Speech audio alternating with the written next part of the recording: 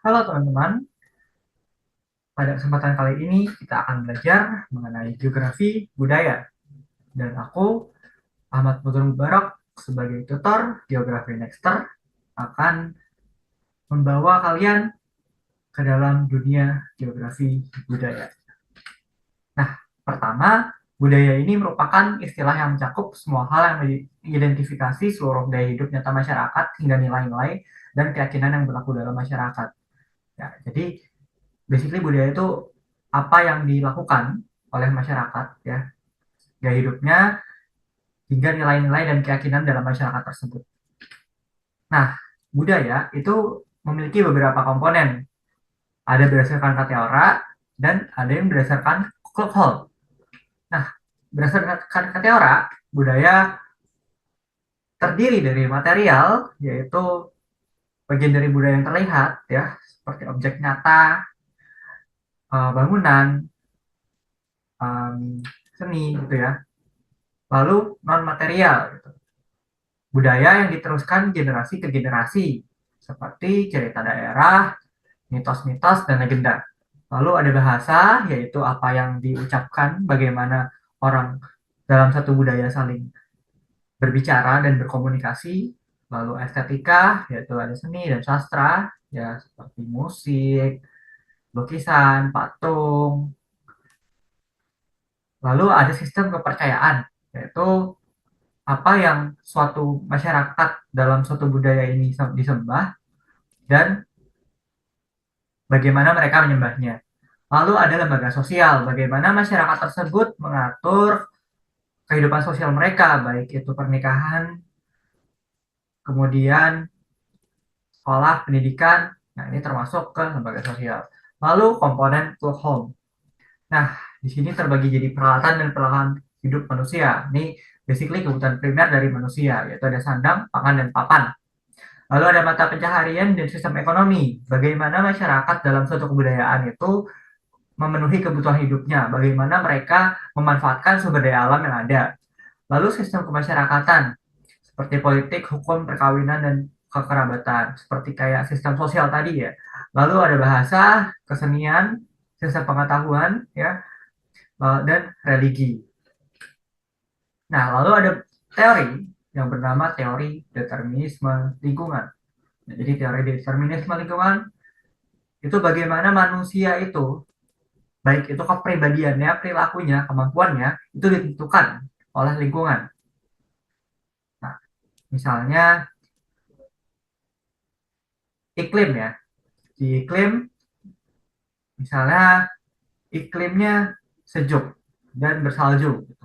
Nah, maka manusia itu akan beradaptasi misalnya dengan menggunakan baju-baju hangat sepertinya ya. Jadi itulah salah satu contoh dari determinisme lingkungan. Lalu teori posibilisme ya.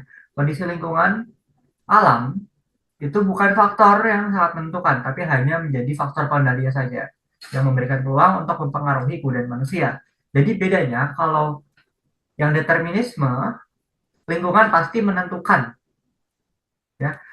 Tapi kalau posibilisme lingkungan hanya memberikan peluang untuk manusia beradaptasi.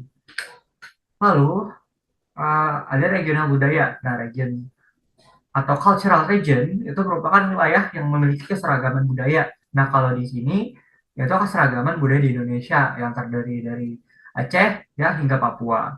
Kalau kita lihat ada beberapa region dengan suku-suku yang menarik di sini. Pertama ada Jawa ya yang dia terletak di bagian timur, tengah dan sedikit di utara Pulau Jawa.